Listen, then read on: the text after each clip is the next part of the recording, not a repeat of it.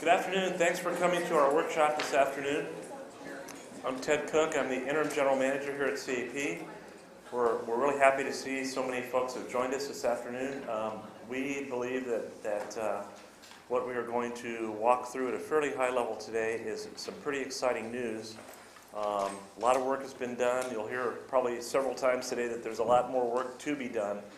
But we truly have reached a point of what I will term, other folks have called it this before me, a breakthrough in our work on wheeling, recovery, and related topics. It's been the concept of wheeling, using the CAP system to wheel, has been around since at least 30 years, since the master repayment contract between CWCD and the Bureau of Reclamation was signed. There's provisions in there that allow that type of thing to be done. The water bank is 20 years old, and the concept of storing water underground to recover it and move it somewhere else later has been around for 20 years. And you will hear I think, maybe some folks who are less informed than others say, well, all this time has gone by and nothing's happened. And that's not true.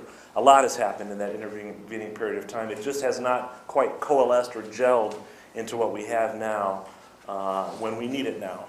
And you've heard the old saying, necessity is the mother of invention. That's kind of what we have going on now. And old sayings are old sayings for a reason, because they have some truth to them.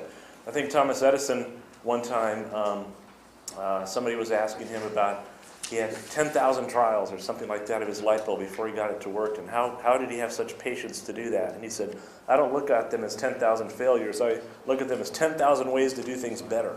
And so that's kind of what we have here. But we did have a real breakthrough in the last part of 2015. As we saw, we're going to need all these tools to be more than concepts. They're going to need to be things that we can implement soon, very soon, as the shortage draws nearer and nearer. And I really have to thank the Bureau of Reclamation, all the way up to Commissioner Lopez, down to the folks at the local Phoenix area office, to putting so much attention into this, or we would not have gotten to this point.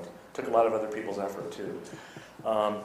Without stealing too much thunder from the rest of the folks that are going to talk today, the one thing where it really came together for us was over those intervening years. We would look at, let's concentrate on 818 wheeling. If you don't know what that means, that's okay. It's just one particular type of wheeling in the master repayment contract. But we understood as we got more into that, we really need to look at some other things first before we get into that. Or during the add water process, we had project wheel, we had recovery planning work. All of those things were important and led to where we are today. But once we had made up our mind, what we need to do is find a comprehensive framework that will allow what the water bank wants to do, federal firming, what individual cities and other customers are trying to do. All of that can fit under one framework.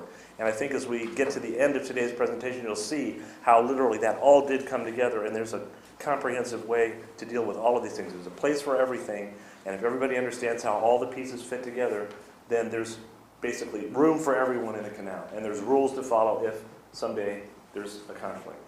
So with that, I'd like to introduce Leslie Meyer. She's the area manager for the Reclamation Phoenix office. She has a couple of comments. Thanks, Ted. So as Ted was talking, I was crossing off all the things on my list of things that I was going to say, because I think he pretty much said them all. But I just want to thank everyone for coming. I know we've been through some of these processes before. We have some interesting terminology that we've used, 817, 818, firming, wheeling, all kinds of things. And I think what you're going to hear today is it may have seemed like we walked away from that process, but really what we did was we just rethought that process. And what we did, and we tried to tie a bow around everything and look at it in terms of one system, one CAP system. And now we have a CAP system use agreement, and hopefully that this agreement will look at a system of priorities, and Ken will talk to you about that. And we'll have one document that controls all of these different functions in the canal. And so we are really interested, especially from Reclamation, in using this, and I know CAP is too, and as is DWR, in using this very valuable piece of infrastructure to deliver water to the maximum extent possible with the most flexibility into central Arizona. We have we have this great resource and we want to make the most of it. So I'm going to let Virginia give you a few comments, and then I think Ken will walk us through just a high level of how the system use agreement works, and we'll have time for questions at the end. Thank you. So I crossed even more off my list coming after Ted and Leslie. But as Ted pointed out, in April of this year will be 20 years since the water bank was established. And I thought, wow, has it really been that long? And then I thought, wow, my car is older than the water bank. So anyway, during that time, the water bank has stored over 4 million acre-feet of water. But that, again, is just one side of the equation. In order for that water to be delivered to entities to provide backup supplies during shortages, and to Nevada, when they call on that water, it has to be recovered and delivered to the end user. And so the CAP system is really an essential part of that equation. And I just want to, again, thank the Bureau and CAP for all the efforts in getting this all together. It's really appreciated. And also I would like to thank Catherine Verberg, who was so gracious in using her time to do that. So thanks.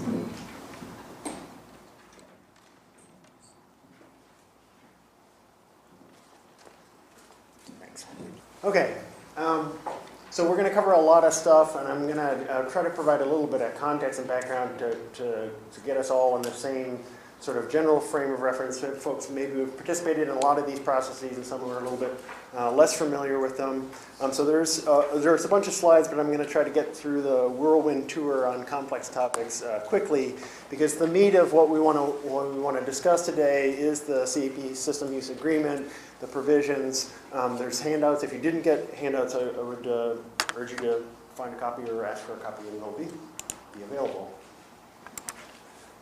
So firming, in no particular order in a sense, but firming, as Virginia just pointed out, has become a key strategy for improving the reliability of supplies, particularly CAP supplies.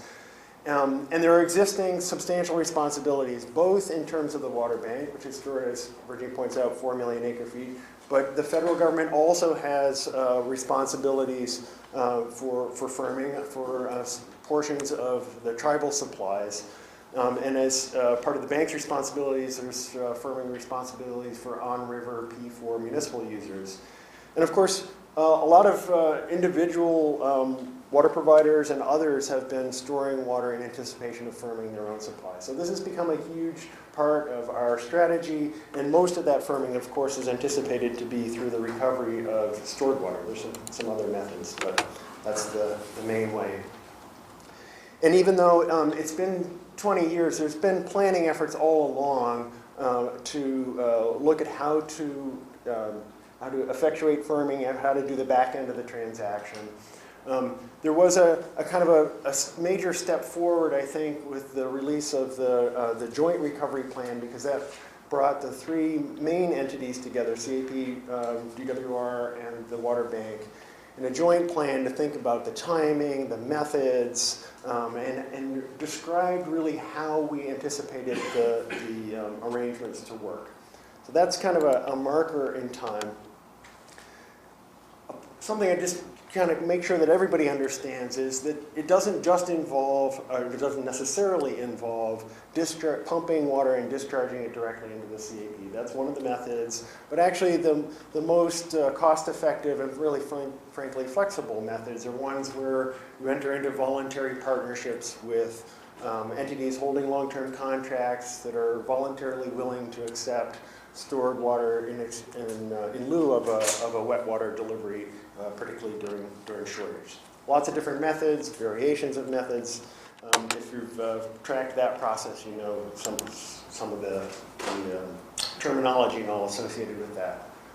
Since the release of the Joint Recovery Plan, CEP staff and DWR and the bank have been busy on the next phase in terms of technical studies, trying to work through some of the agreements, coordination on some of the more down-in-the-weeds processes. But there's also been ongoing discussions with Reclamation.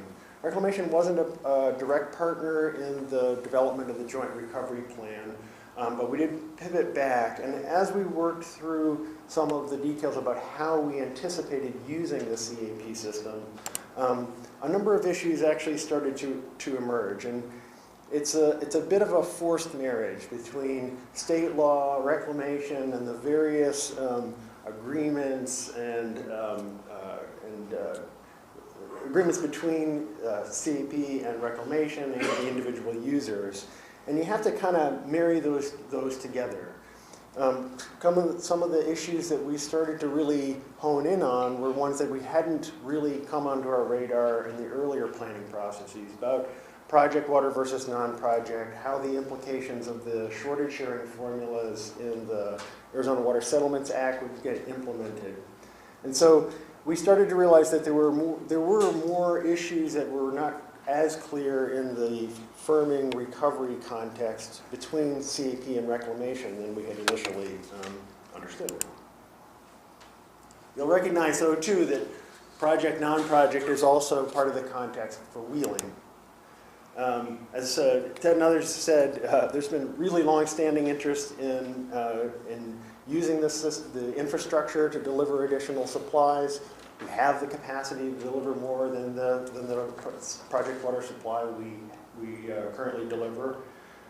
And there are relatively cost-effective ways to increase the capacity of the infrastructure if that became necessary. What's been lacking is putting those pieces together. How do you actually implement the things that folks had thought about over that 30-year period? Some of these terms have already been thrown around, but just to make sure you've got them, I should have said too, we'll post this presentation that's just kind of an overview of the three main topics. Project water, that's Colorado River water that we divert pursuant to our Section 5 contract. We also occasionally get a little bit of credit for some inflows from the Agua Fria. Non-project is everything else, anything else. We have been using in the wheeling process these two terms, 818 and 817. We're actually trying to move a little bit away from that and really just say wheeling by CAWCD, wheeling by the federal government, by reclamation. But when those terms come up, that's the distinction between those. As I mentioned, we actually got our first request for wheeling before we even made our first delivery. So in 1983, 85 was our first delivery. And actually our board took a position to kind of this generic, like, yeah, we think it could be a good idea, but it's perhaps a little premature at that point since we hadn't not only not had our first delivery, but certainly not completed the entire project. A lot of stuff in between, and it has been additive. There have been things that have been built upon ideas. Some ideas have lasted longer than others, but there's been consistent effort through a period of time, culminating most recently with the stakeholder process and what emerged as the CAP staff proposal. We did that in 2014. After public workshops and working closely with Reclamation, but to try to develop a framework for the 818 CAWCD wheeling. A couple of major characteristics of it. It's an open program to all parties, including tribes. It implements the proposed standard form of wheeling contract that's contemplated in the 1988 Master Repayment Contract. It's tied to a specific legal and physical supply. A key aspect is that it's tied to actually increasing the capacity of the CAP system. That was a necessary way to demonstrate that we weren't essentially encroaching on the 817 federal wheeling capacity. And there's a process that we identified in that in terms of certifying these programs. The last of the three things that kind of come together we want to talk about is narrower in many respects, but has connections to each of those.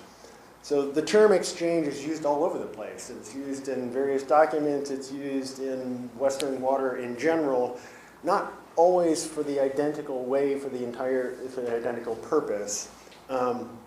But it is identified in the Basic Project Act, master repayment contract, and then in individual delivery contracts.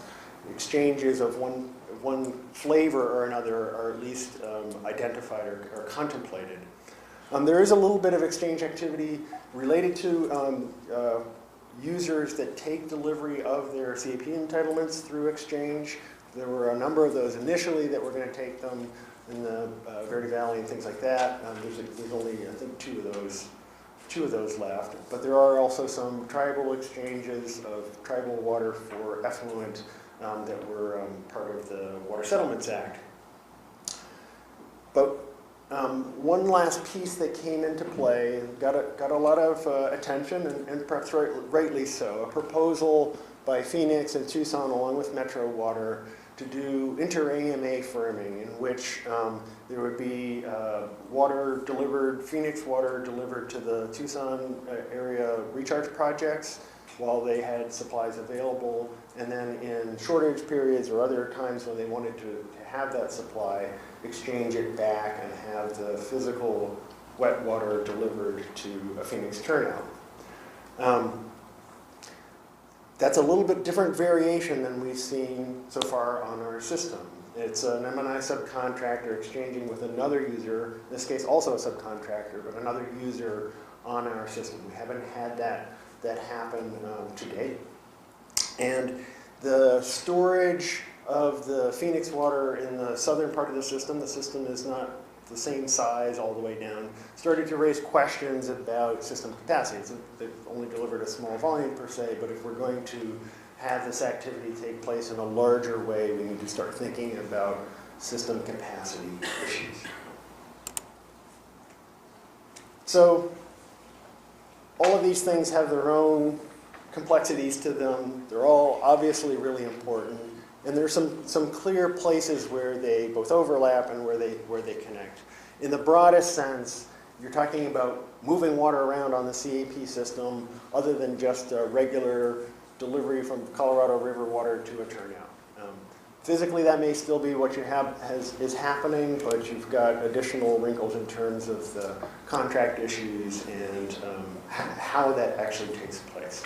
So, as Leslie and others have pointed out, we were working sort of loosely in parallel on a couple of these efforts, and we actually got some feedback, I would say, particularly from the tribe, saying, you know, it's really difficult to comment on the wheeling proposal when we're not really sure how you're going to do firming and what's going to happen with 817 and how you're going to fit all of these things together.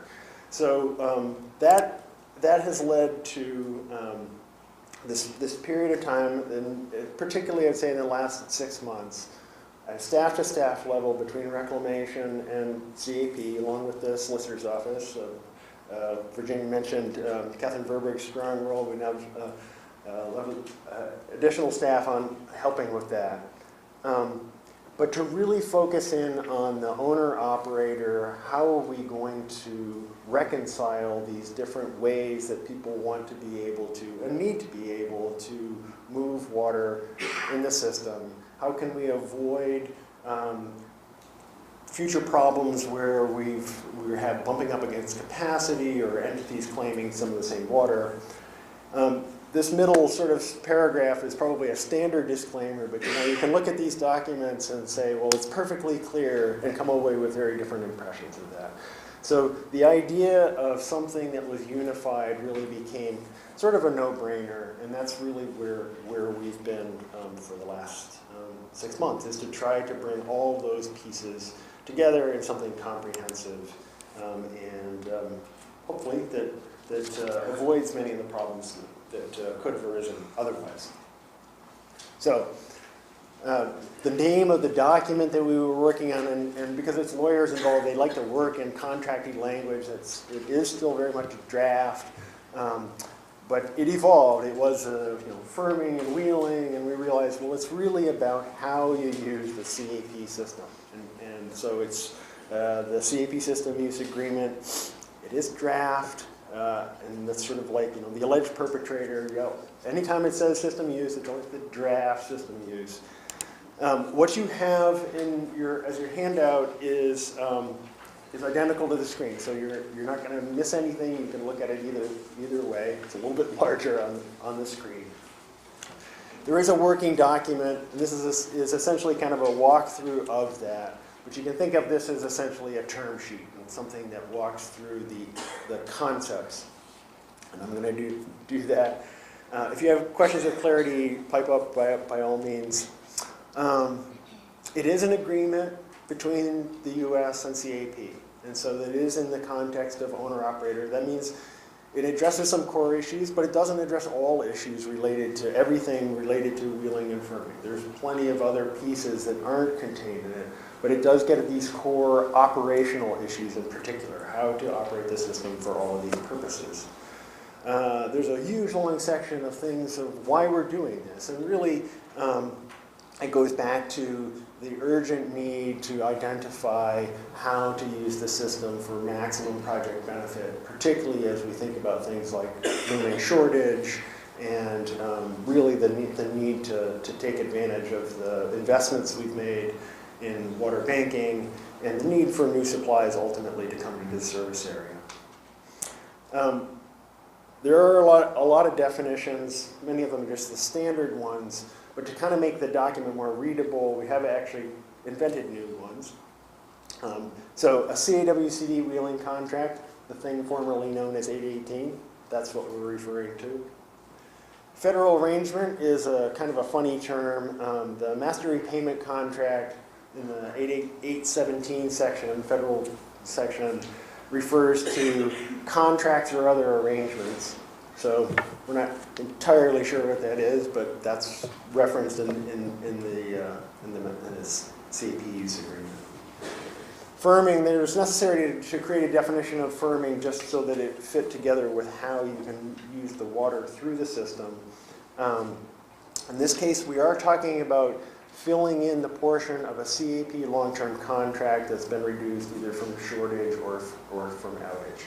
Long-term contract covers both CAP subcontracts, M&I priority, NIA priority, as well as federal contracts, Indian priority, NIA priority, P3. So it's anything that's a long-term contract includes both tribal and non-tribal. In some cases, the receipt of firming water, we anticipate that you need to have an agreement for the recipient to have that water fill in the part of their contract that's been reduced. The primary reason for that is if CAP has had to, let's say, enter into some partnerships with some irrigation districts to rehab wells, or having to incur some cost to create firming water, we need a method to recover that cost. And so we contemplate that entities that are going to get firmed may need to enter into a sort of a straightforward agreement with CAP. Yes? Has the firming percentage ever been determined or clarified as far as, and whether or not it's based upon the original subcontract? Has that all been determined or clarified? Yeah, so the question is about whether the firming percentage has been determined and whether it was tied to the original entitlement. There was language in the M&I subcontracts prior to the amendments that were, or the new contracts that were issued in 07 that said the last normal year of use and all that. That's all gone. So it's based on what you've ordered and the amount of CAP supply that's gone through the formula to determine how much is available to the M&I pool. If that's. So it's based upon your most recent order? It would be the order in a shortage year. Right.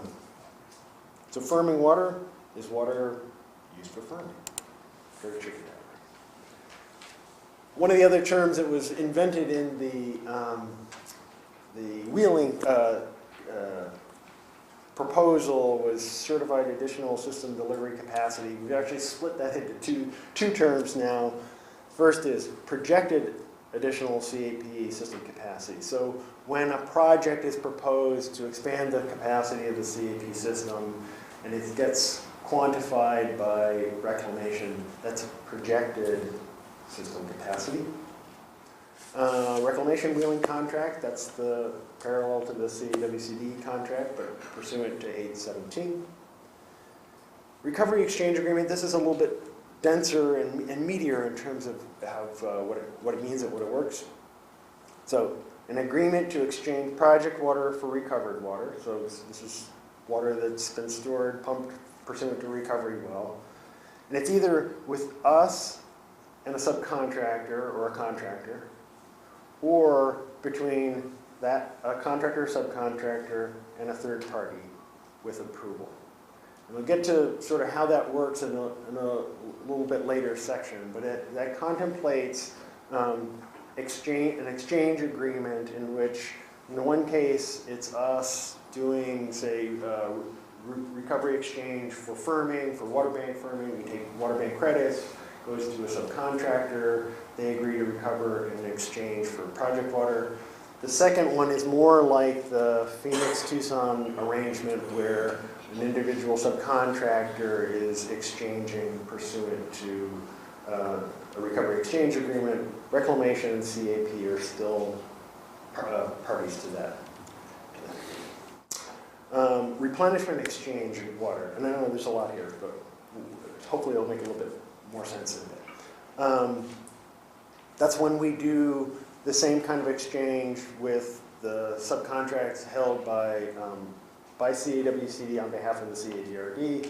We have a little bit different flavor because we don't actually recover, but we offset groundwater pumpage, so it's effectively like annual storage and recovery, but it's lagged. So that same mechanism to make water available in the system using the CADRD's subcontracts. Segment. This is a term, a CAP term, refers to a portion of the canal between two pumping plants. There's a map on the back of your little summary document there. You'll see why that matters in a bit. Also references underground storage. Just a reminder, underground storage includes both GSFs and USFs, so it's not just USFs. And then this last term there's other terms, but this last one listed here, verified additional CAP system capacity. That's the capacity attributable to a physical improvement that we've made that's been completed, tested, and approved by Reclamation. Yes, it really did what we thought it was going to do. And that capacity then becomes part of how you get a firm wheeling contract. So that was just the definitions. But there's some meat in there. Same term as a master repayment contract, which is essentially, until we decide it doesn't matter anymore. Section 5, use of the CAP system, is really the first one where you start to get to some actual meat. And it defines how we can use, how CAWCD as the operator can use the CAP system. In addition to our project water deliveries, we can deliver recovery exchange water or replenishment exchange water. So we have a clear path, no ambiguity that we can in fact do those kinds of exchanges on our system and have the wet water arrive at a turnout without a problem. Also, it authorizes CAWCD to deliver firming water for firming long-term contracts and pursuant to the interstate agreements, without further requiring a wheeling contract. So, if we do a direct recovery facility at Tonopah Desert Recharge Project and I'm using that for firming purposes, that's meeting part of the shortage reduction to, say, M&I subcontractors, we don't need to seek separate wheeling agreement for that to take place because you're filling in for part of a long-term contract. So that's an important part of just making sure that we can do what we need to do. Everything else requires one flavor or another of a wheeling contract. Either a CWCD wheeling contract or a federal wheeling contract. This provision also is the thing that actually makes real the provision of 818, which says CWCD and Reclamation are to develop a standard form of wheeling agreement, which is an attachment. In the wheeling stakeholder process, we came up with a standard form of agreement. Some of those provisions have actually been plowed into the CAP use agreement, but that will be a standalone attachment. There it is. Standard form of wheeling agreement would exist. So the annual operating plan is kind of the mechanics of how a lot of this works. And I'm going to come back to this slide. I'm going to give you a short, brief break from me and let Patrick talk about how we actually do the annual operating plan.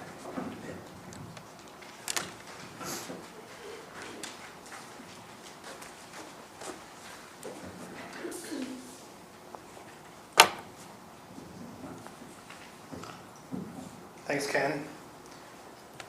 So as Ken said, I'm his break, so I don't know if it's appropriate to do the hokey pokey or to stand up and stretch, but I think we're moving smoothly, so I'm just gonna dive right in and just talk a little bit about the development of the annual operating plan. Many of you in the room might be quite familiar with the steps we take to develop a plan annually for CAP, and that your customers or water users on the system and have worked with the water operations department directly to get your water delivered. And so part of the reason why I'm going to revisit that a little bit today is just to maybe bring everyone up to speed on the steps we take in the water control department here at CAP. And then Ken's going to fill back in as how the system use agreement will interlock in that process. So just talk a little bit about the development of the plan. It all starts on that magical day of October 1st, prior to the year, when Water Control Department we received the water delivery request from each of the subcontractors within the CDP service area. I would assume that also under the system use agreement that date would be the same if you are exchanging or wheeling water within the CAP system. I'm certain it won't be later. But I'd like to leave the door open for a little earlier if need be. But we, at that time, will receive all those water orders. And currently, once we receive all those, we review them. We get them into a system model, which I'm going to show you an overview of here in just a moment. And then we start looking at the other types of activities that we need to do within CAP during the coming year, including all of our maintenance activities and our capital projects that we intend to execute during the upcoming year, and the direct impact that those projects and efforts and activities will have on the water deliveries. And so there's a comparative exercise that needs to go on to ensure that we have sufficient capacity and available system to make the water deliveries as requested. Once we've got the maintenance kind of constraints rolled in there, we can compare those to the water requests as we've received them and identify if there's conflicts.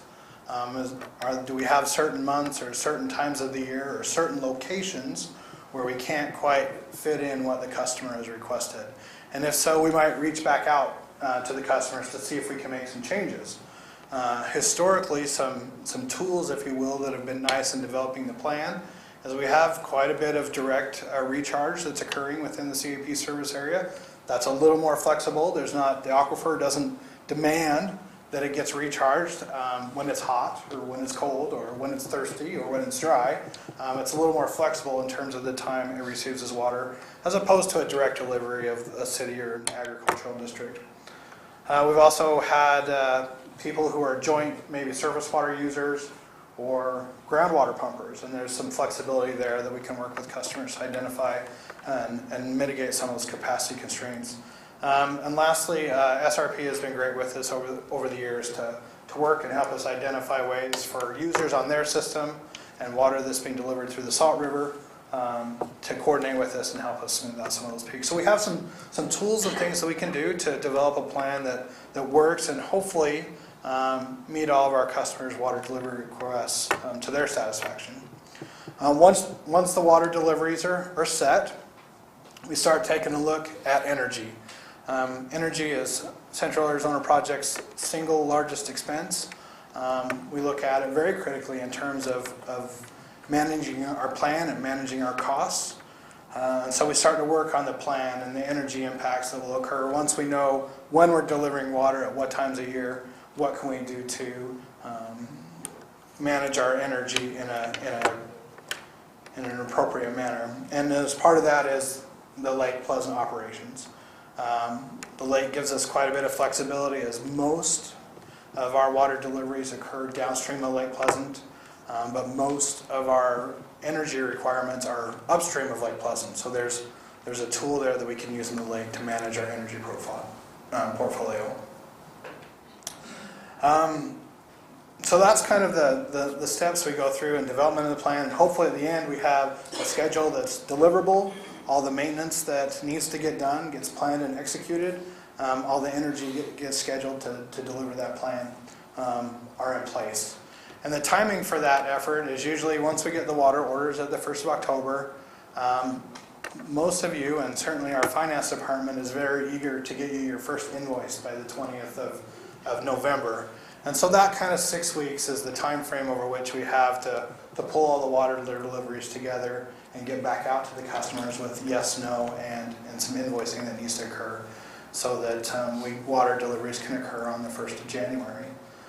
We let the energy part does linger a little longer if need be. And then it's usually by the 10th of January we have to change the plan for some reason that we didn't understand even 8 weeks ago. But we continually adapt and move forward. Something that's, I'll talk about that in just a moment. So let me skip forward. I've kind of talked about this in detail. I won't spend a lot of time on this slide. This is just a snapshot of the header bar in our model. The yellow line, which is in little bitty writing on my screen, and I'm sure it's on yours, and it's on my sheet as well, but identifies the flow in CFS of the particular pumping plants, and it does throughout the model. And that's kind of where we set our constraints. Ken handed out a map there and talked about it in his introductory comments that we look at the canal in different segments. And the segments are bound by the CAP pumping plant infrastructure. And that's what we're looking at as well in terms of capacity, is does the plant have enough capacity in a given month to deliver the water that's being requested. One maybe important fact to know, at least it's helpful for me and I like to reiterate it when I can. When you order CAP water, you order it twice, if it were. You order it once at the beginning of the year in these average monthly acre-feet volumes. And then if you're an actual person operating a water treatment plant or a farm, you get the delight of calling my control room operators the day ahead, certainly, hopefully, at least the day ahead, and put in a request in CFS for your real-time needs. I like to point out that it's in this year ahead sort of time frame. That's when we apply kind of the contractual limits of all the water deliveries. That's when we're looking at, you've ordered this water, you're ordering against this contract, is it in the right volume, or are you administering this within your contract? So hopefully when it gets to the real-time desk, both for my people and for those who are actually delivering water to their service area, that's not a question. It's just water and CFS that gets to where it needs to go. I like to share this graph. I noticed Ken prepared these slides for me. We have 2 different years on here, so I think we're sharing the right story, and maybe selectively so. But this graph just kind of shows the development of the plan. The dark line across there is the average monthly flow system-wide within the CAP service area, and that's kind of the line we've set at and the targets that we're seeking with each individual month. The squiggly grays on the bottom are what happens in real time. So if we're a little below the line, that means we didn't deliver on as much water on that day relative to the average that we planned for. Sometimes it goes the other way. 2011 is a good example of this. I remember this being a summer where we had peak demands through June, July, and August, and those are represented here as being well above the solid dark line. So there's some flexibility, or there's some variability that occurs as we go throughout the year between the monthly amounts and the volumes. I just had a couple of thoughts. I'm back to number 6, so your break's almost over. I hope you've enjoyed it as much as I have. Just a couple of key points about what Ken's about to get up here and work through. One is that historically, we've had what I'll call a very favorable or very positive relationship in working with our customers and working out a plan that hopefully gets people what they want to do. Intra-year, sometimes we're a little less flexible, but we really try at the beginning of the year to try and make things happen the way people request to have their water orders. And we've had some flexibility in the ways I mentioned with the recharge and the other options. I hope we will continue, and I feel like Ken has coordinated quite a bit with me as he's developed the system use agreement, and I think the priority system in which he's about to share with you really gets at that idea, that it provides us some really clear guidance as we develop the plan, how we need to coordinate and try and meet the objectives of maximizing the use of the Central Arizona project. So I think there's some good things in there, and it's very, very workable ideas that we have. The second thing I had to offer today, if you've been coming to CEP for a while, I think it's been as long as 10 years ago. I should go back and check, but we used to hold an annual system operations meeting in the fall, kind of after we developed the plan. Tim Kashrick used to lead that meeting, and we had a handy little book that he handed out that had what we did last year, what the weather was like, what were our major maintenance activities, and then shared some of these graphs that we have in this presentation today. We quit doing that, I think, around 2006, 2007 timeframe, but still had requests for the book, which we made for 3 or 4 years, and then we quit doing that as well.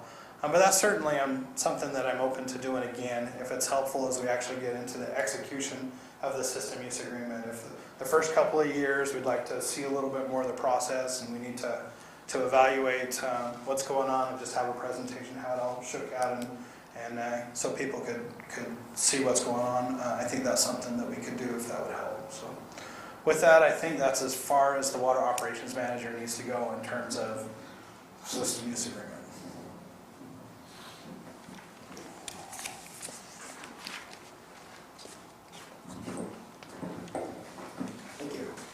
And for those of you who don't know, Patrick is now the water operations manager. He was supervisor not so long ago, so has new responsibilities in addition to the ones he had in the past.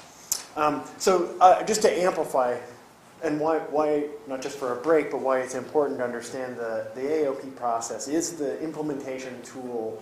And maybe one other point that I'd make about it, sort of inferentially, is that capacity is not a fixed thing.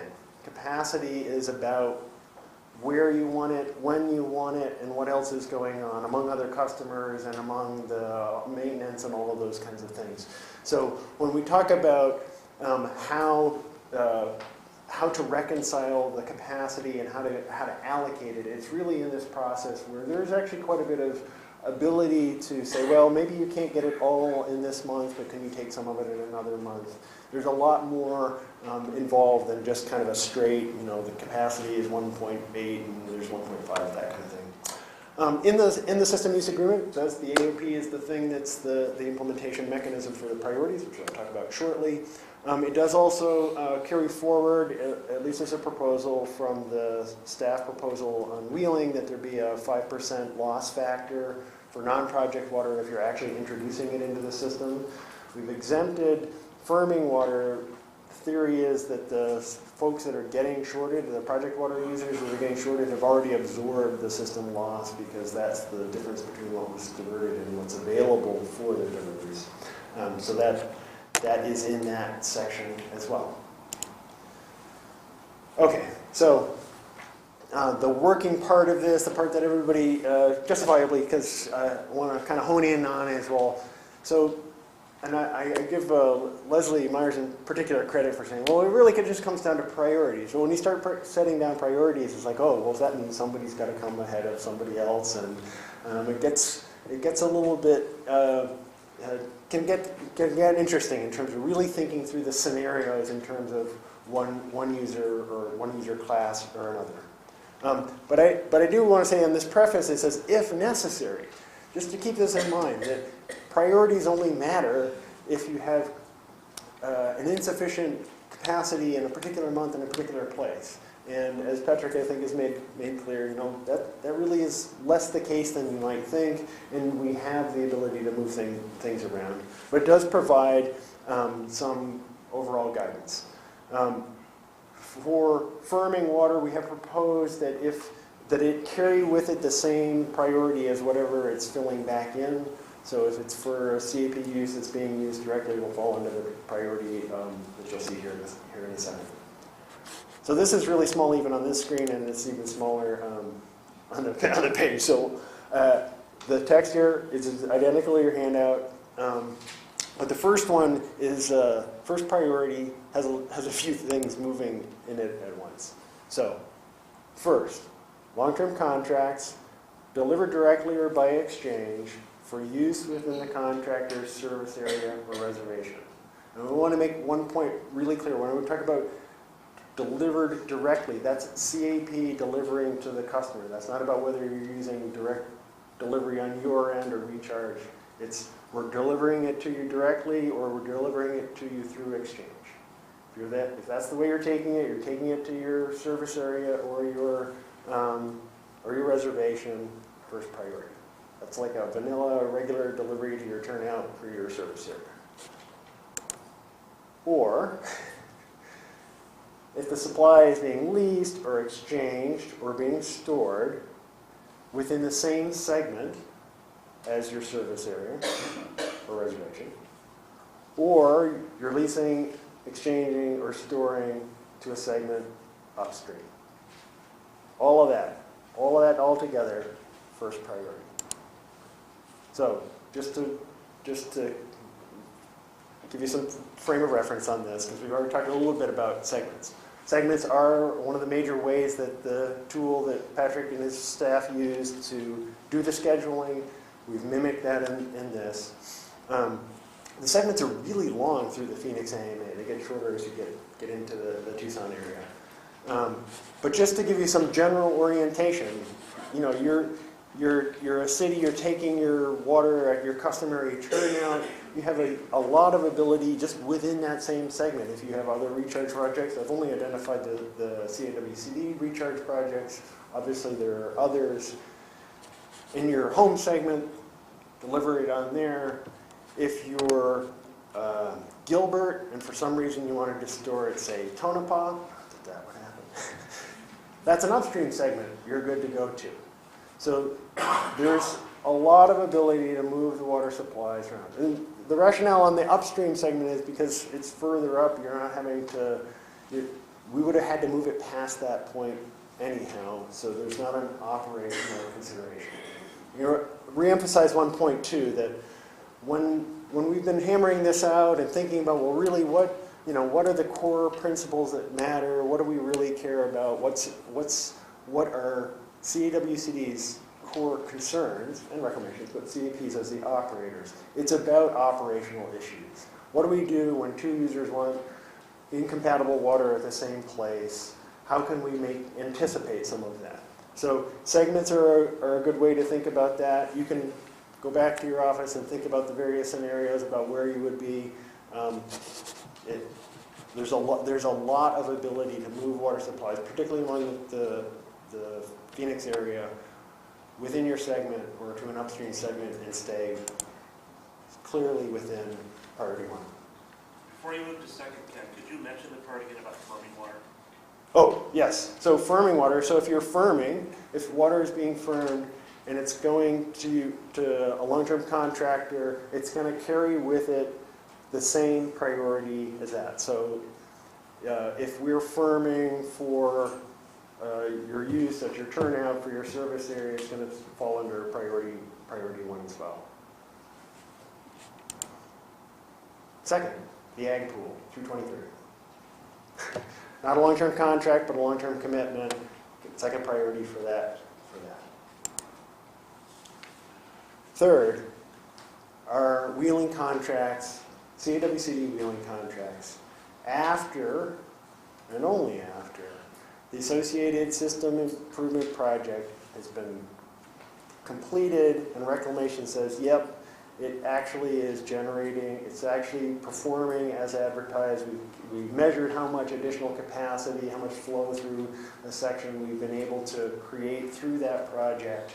And therefore, that contribution, when the users have paid for that additional system improvement, they then end up with a priority that's very similar to long-term contract uses. It goes back, you may remember from the wheeling stakeholder process, an objective is to be able to issue wheeling contracts with long-term reliability. Similar, not identical, but similar to an M&I subcontract. So that if you acquired a supply or you had a long-term supply available, that you could count on that for assured supply purposes, that kind of a use. Not everybody needs that, but we want to be able to offer that, and we want to be able to provide some surety that that can be delivered. So that's how third priority is delivered. Is the United States a party to a CWC wheeling contract? So the question is whether the United States is a party to a CWC wheeling contract. They're an approver. So the master repayment contract says they have to be approved. And the standard form itself, which is an attachment to this agreement, they're a party to that. So nothing's happening without reclamation. I guess that's so then we're to fourth priority, long-term contracts delivered, leased, exchanged, or stored for downstream segments. And that is going back to the kind of the new era that we may be on the verge on in terms of this kind of larger scale inter-AMA firming, taking advantage of the fact there might be lots of recharge capacity at the tail end of the system, and folks wanting to store there or recover in future years. That has system impacts that we need to consider, and so they're lower priority relative to the folks that are taking it in their home segment or an upstream segment. Still, particularly if it's for storage, there's going to be a lot of flexibility, but that priority is set lower. Then we get to the last category. This is actually the project water category, other excess. Other excess currently is mostly the water bank, CAGRD. There's a little bit of federal firming water in there as well. If there's that water available, it gets after folks that are doing long-term contracts through exchange or downstream segments, but that's when it gets scheduled.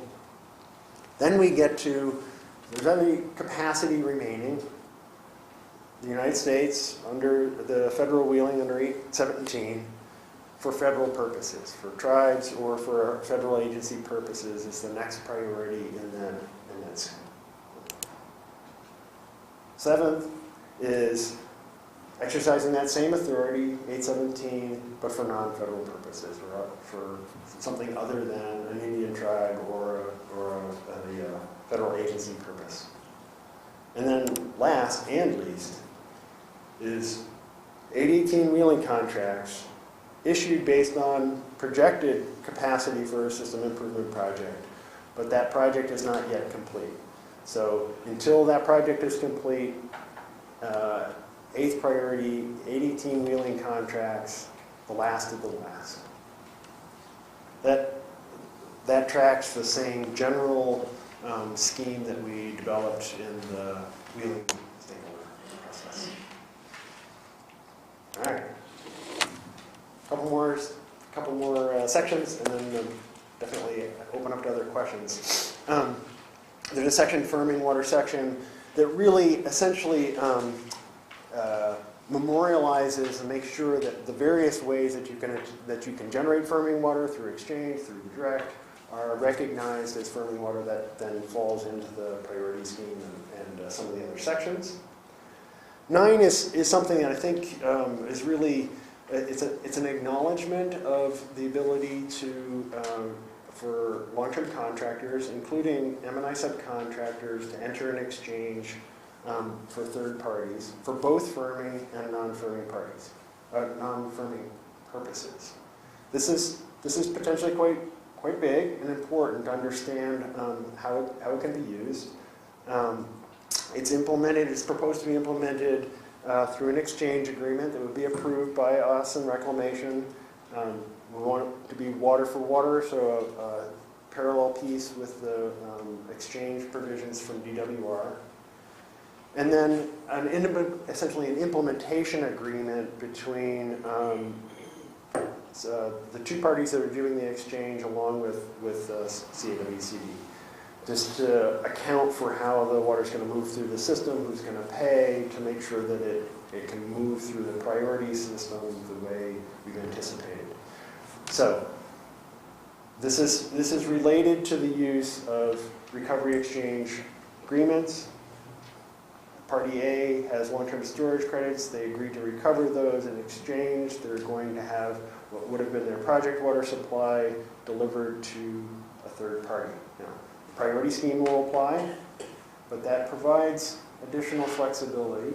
I think it's anticipated, at least at this point, that at least the initial kinds of thought of use of this will be for folks that want to be able to firm supplies that aren't currently firmed by the water bank. We have holders across the surface area, but perhaps particularly in the Phoenix AMA, NIA priority supplies not firmed by the water bank.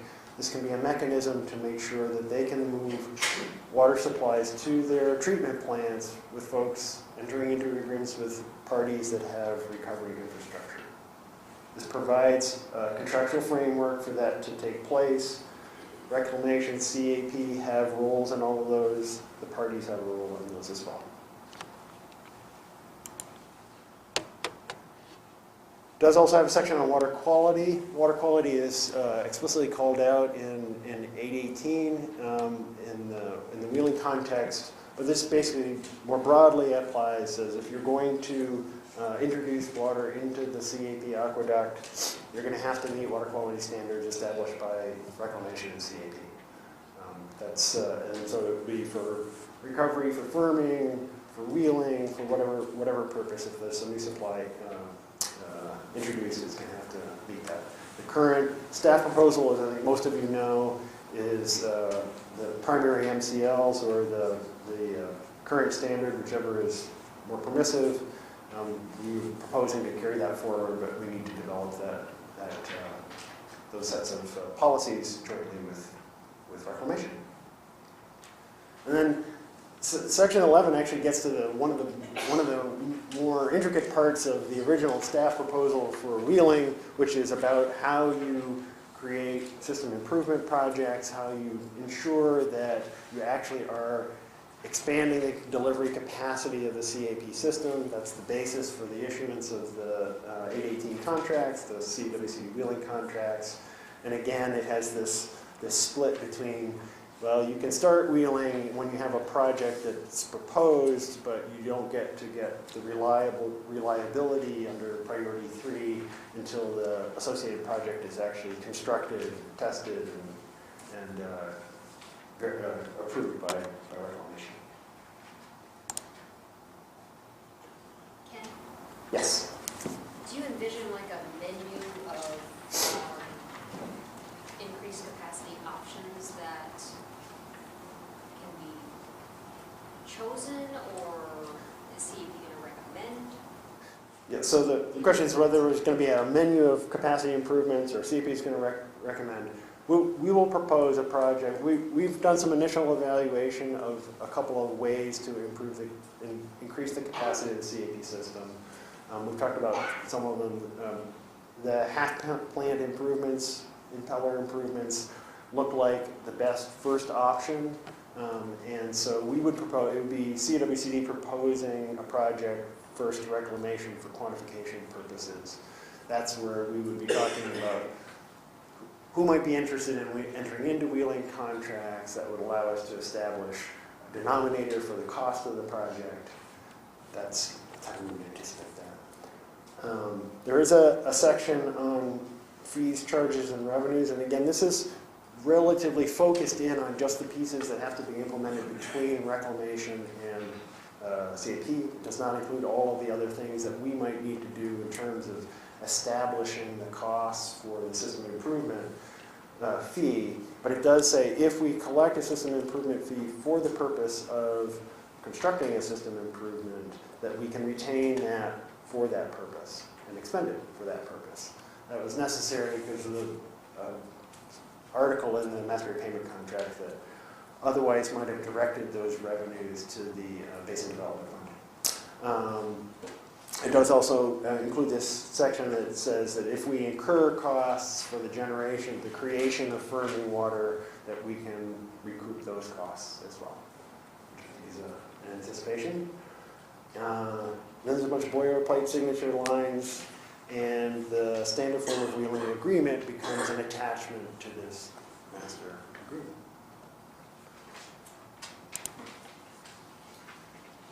Leslie, comment.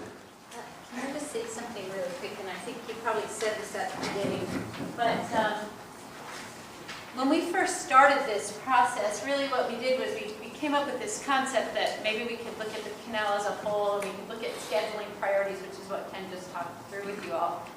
But, so what we did was we went back, and that has morphed tremendously over time. Ken said, I had a vision, I had a super simplistic vision of how this was. And as we've talked through it, you've seen what we've come to today. And I think these might not be completely final because CAWCD and Reclamation and BWR were still sort of doing that. What we tried to do was put together a framework and then throw things at it that we anticipated, because we want this to last for as long as the CAP lasts. Obviously, we'll come back over time and update it, but the best that we could do today. So what Ken presented to you today is really just an update in where we are in this process so that everyone knows what's going on and kind of what we're thinking. But I just want to say that, and I know Ken's going to open this up for questions, but just keep in mind that this is just the beginning. This is just the beginning of this process, and while we hope to wrap this up soon, we are still finishing some internal dart throwing, and then we intend to go through this process with you all where you can say, what about this scenario or that scenario, and we'll do our best to incorporate all of that. So I just wanted to clarify, and I think Ken touched on that at the beginning, that we're not presenting a final product to you today. We're just giving you an update on where things are today, and we're going to be looking for a lot more input over time, and this is the best that we could come back with today, which I think, I will say, I think is a really good product. So when you think about your questions and formulating things, just keep that in mind.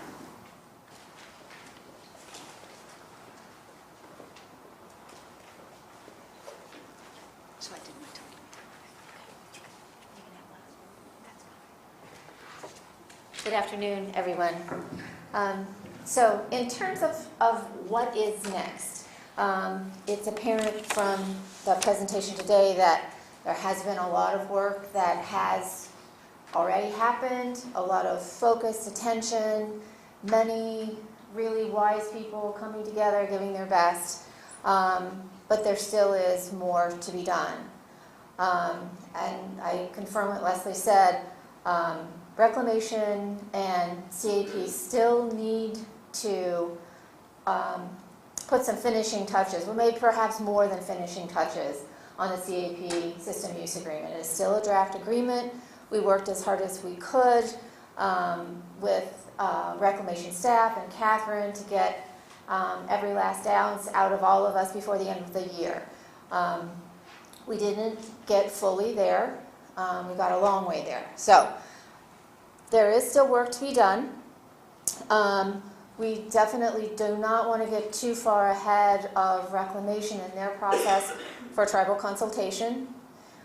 We are prepared to make a commitment to you all today that we will do everything in our power to have a final form of agreement by the end of the year. That is our goal, and we are making a commitment to achieve that goal if it's in our power to do that. So we, as I said, Reclamation and CAP need to continue to refine the draft agreement to get to a place where we're both comfortable. circulating that draft to the public. And we also make a commitment to you that as soon as we are ready, that draft agreement will be made public. We will engage you again with at least one workshop to go over the terms of the agreement itself and any subordinate agreement or agreements that may be attached as exhibits to the CAP system use agreement. So in the meantime, I think we're hoping that if you have, in the meantime between now and when we're ready to circulate the actual agreement, if you have major concerns about or questions about anything that you've seen today, feel free to let us know. You know how to contact us, so we can incorporate those into our working draft. And then I promise Leslie she can have the last word. It'll be quick. So one of the things that Reclamation had committed to before was we had started to engage in some tribal consultations on the original 818 and the firming discussions. So our goal now really is to touch back with the tribes and do what we've done here today, is explain in an overview of where we are and get a little feedback from them. I hope it will be positive. Feedback that we got last time was we don't like this fragmentation, which I think none of us did. We just didn't realize necessarily how we were approaching it. And so we're going to get back together with the tribes and talk about this and a few other things in the next couple of months really quickly. And I think then is our goal to roll out, to work together and roll out the this draft agreement for you all to see. And I just want you to know that we really are committed. I know it seems like we went off into a vacuum for a little while, but I think we had to do that to get all of it clear in our heads to be able to bring it back to you. So that's what we intend to do. We are absolutely committed to getting the draft to you all and getting comments back from you all, because that's the key next step in getting this completed by the end of the year.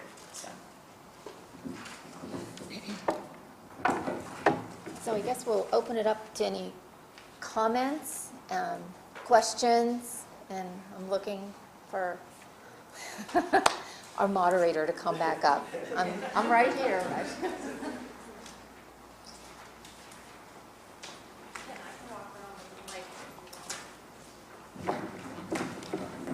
I think there are some folks on the Tucson field office, so if you have a question, it'd be good to use a mic.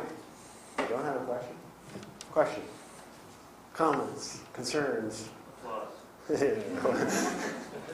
Maggie? Ken, I wonder. I have a question. Oh, Go ahead.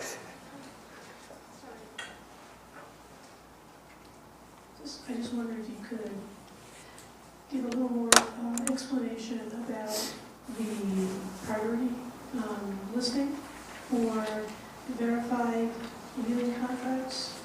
If the capacity has been increased, why would there be a making it in third place as opposed to being sort of co-equal with the first place? Well, it has a little bit to do with just how you implement the priorities. So when we set out for the original wheeling process, said, well, a couple of different objectives: long-term reliability, not affecting the 817, but also not affecting project water users. And so this is essentially a combination that says you're going to fill your long-term contract orders, project water users, and the ag pool first, and then there's ability to do the 818 wheeling contracts. It's only really when you have long-term contract, when you have potentially long-term contracts being moved substantially differently from where they are essentially allocated, that you'd start to run into capacity problems, even if you had expanded the capacity. If you expanded it, but if the higher priority user could take all of the additional capacity. So to give a kind of a real example, if everybody started to store in Tucson, because they say, hey, we can work out these great arrangements and take advantage of the capacity in the southern end of the system. If you didn't put some constraints around folks moving to downstream segments, you could take all of the capacity and bump the 818 users out. But with that coming at the next lowest priority, we think it's a good, it accommodates both of those objectives, while allowing long-term contractors and project water users to do what they have been doing, and reliability for 818. I don't think I answered your question well then. No, I guess that means that, I don't know how often it would happen, I mean, it may never happen, but I guess that means that capacity increases due to wheeling contractors are available for use by project users, project water users? Yeah, that's at the you know, and not available for use by the wheeling contractors. well, so At least theoretically. yes, theoretically, which is to say, the system improvements improve this delivery capacity of the system, and at that point, it's a system, and it gets scheduled. It's figured, it calculated into how much capacity you have at any given month in any different delivery set of orders. So we don't. It isn't that there's this little extra sliver that's dedicated to a particular user. You have now a system that's capable of delivering more overall because you've made that system improvement. The way you make sure that the folks that have contributed to who paid for that improvement benefit from it is by the scheduling priority. And that gets implemented in this annual operating plan. So the system is bigger if everybody benefits by having the system bigger. The way that the folks that paid for that improvement benefit is by having a priority that's effectively high, that's very high and effectively allows them to have reliable deliveries. Get the microphone here. Yeah.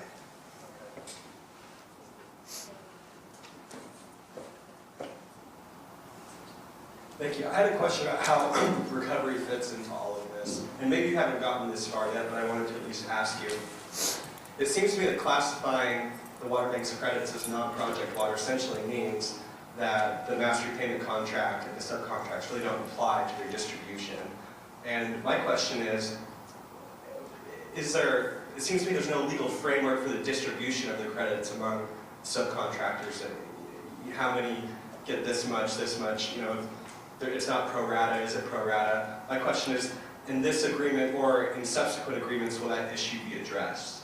Does that make sense? Yeah, so I'd say there's a couple pieces of that. A lot of the stuff about the distribution of the credits, that's on the state law side, that's between the Water Banking Authority, CAWCD. There are provisions that apply for that. But the issue relative to project, non-project water, we are very early on in that case. If you were recovering credits and directly discharging them into the CAP system, that's non-project water. It doesn't meet the current definition of project water, so by definition it's non-project water. It's these other variations where you're essentially doing exchanges, where somebody is agreeing to a reduced physical delivery of project water in exchange for pumping credits that have been transferred to them, where we needed greater ability to make sure that we understood how that mechanism was going to work. So both in terms for this system use agreement proposes to clarify that both of those kinds of activities, whether you're discharging it directly into the CAP aqueduct, it's a non-project water supply, but it's for a CAP long-term contract, or you're doing an exchange. Those are permissible ways to do firming. Firming is for the benefit of long-term contracts. Long-term contracts are the best and highest use of the existing CAP system. Relative to things about percent distribution and some of those issues, that's really about the accounting between the water bank and CAP. and to some extent some of the other activities that the bank itself is doing outside of CAP, that's not part of the system use agreement. The system use agreement really is just about the pieces where the owner and operator have to reconcile these pieces.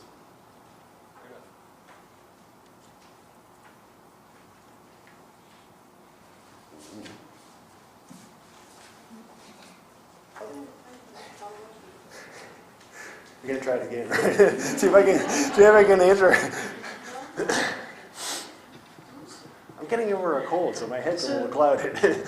So just following up on your last answer, not to my question. Yeah, okay. Since I missed it. If a situation does arise where long-term storage credits are pumped directly into the canal, would the party that is receiving those credits or purchasing those credits have to get a wheeling agreement? No, so we under one section, CEP is authorized to deliver firming water. So even if it's directly recovered, even if it's non-project water, if it's for firming, we don't need a separate wheeling contract. If you're receiving firming water, you may need to enter into an agreement with us only because if it's costs, presumably we would incur costs for the pumping of those credits into the aqueduct, and we would need to be able to recoup those costs. So we do envision a firming agreement in which the recipient of firming, a user that is being firmed, would have an agreement with us that would at least allow for us to recoup the cost we incurred to get that water to them. But it's not a wheeling contract. It's not a separate reclamation piece. That's really just to make sure that you acknowledge you're receiving it as part of the fulfillment of your long-term contract. You would pay for it. We would be able to recoup our costs for creating that water. Some of the aspects apply, such as water quality issues. The water quality issues do apply on the introduction, yes.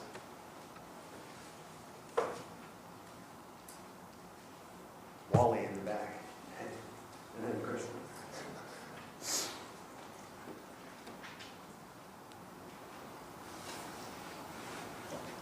I greatly appreciate the distance that has been traveled to get to this day.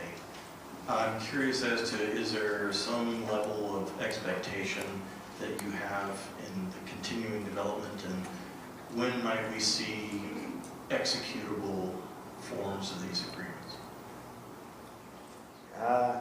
Well, between Leslie and Suzanne's, part of that will depend on all of you. So what we hope from today's meeting and in the near term, if you look back through this stuff and you think about it and say, hey, wait a minute, I really have an issue with X, Y, or Z, or we discover something that's an impediment, we'll need to work that through. There are pieces of the priority scheme, there's pieces of other things that we just need to make sure CAWCD and Reclamation are fully in accord with. And as Leslie's mentioned, the tribal consultation piece needs to make sure we're not too far out ahead of that. We're working as hard as we can. I think the commitment we can make today is we're working as hard as we can to get to that point, and when we get to that point, we'll share it out to everybody and reconvene everybody and get really into okay, what did the actual language look like? But there are pieces that are a little bit unclear to us about how much more work there is, in part because we don't know how much support, concern, whatever we have from the affected parties. Krista. First, I just want to say that I think that combining the discussion of firming and recovery and wheeling has yielded a really great product, because it's difficult to plan for both a canal that's too empty and too full, but since both are likely to happen in the future, thinking about them both in the same context is important. My question is about the arrangement that Phoenix and Tucson have entered into, it looks to me like when Phoenix gives the water to be recharged, it comes under the 4th priority. But when Tucson gives the water back, it's in the 1st priority. Is that how you read it as well? Yes. So along those same lines, you mentioned that the exchanges would be approved by DWR under the exchange laws. So I would welcome DWR's input on this, but my understanding is new exchanges have to be the kind that complete the give and take in the same 12-month period. So how would that work when you're talking about you give the water now? So it seems like it should be a small E exchange as opposed to a capital E exchange. So the front end of the Phoenix-Tucson arrangement, the front end is not an exchange. The front end is the City of Phoenix delivering a portion of their M&I subcontract to a recharge facility in Tucson. That has capacity issues, so there's a priority issue to that. But there's no exchange piece related to that. That's just a straight transaction. They earn long-term storage credits as a consequence.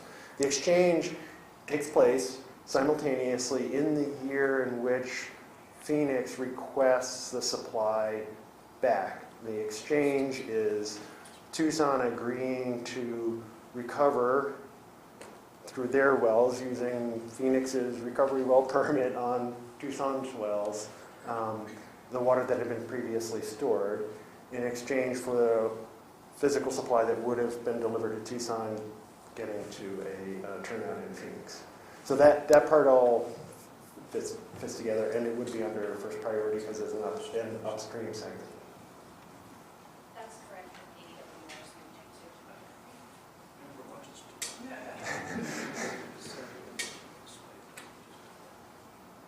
All right. Other questions? All right. Do send us questions.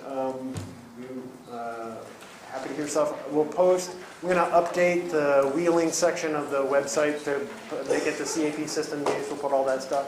Maggie had a question. Oh, no. I had one more. All right, go ahead. No. This one's for Leslie, actually. In the past, there's been mention of need for authorization to negotiate or some wording like that. Where does that stand, or what has happened with that? Is it actually been given to the local office, or what?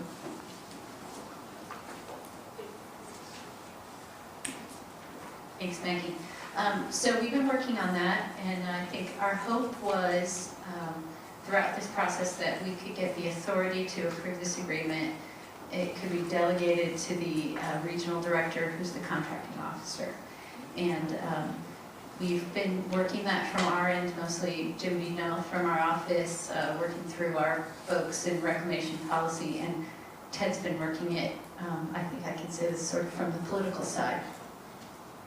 So we're still very hopeful, but when we say there's more work to be done and we're a little tentative about releasing of things, that's really one of the keys. I think making sure that we touch back with the tribes in the appropriate time frame, and then getting approval of this is the other thing that gets a little out of my ability to make a commitment in time. And so that's really, I appreciate you asking, because now we can say it out loud, but that's really what we're working on throughout this process, and that's another thing that we can't get out too far ahead of, but we have a plan to do that, and we're very, very hopeful that it will happen in a very reasonable time frame. So please understand, we say we are committed to doing this and really working hard. We don't have any ulterior motive than just to make sure that that we've communicated appropriately with our constituents and in our administration. So, thanks, Maggie.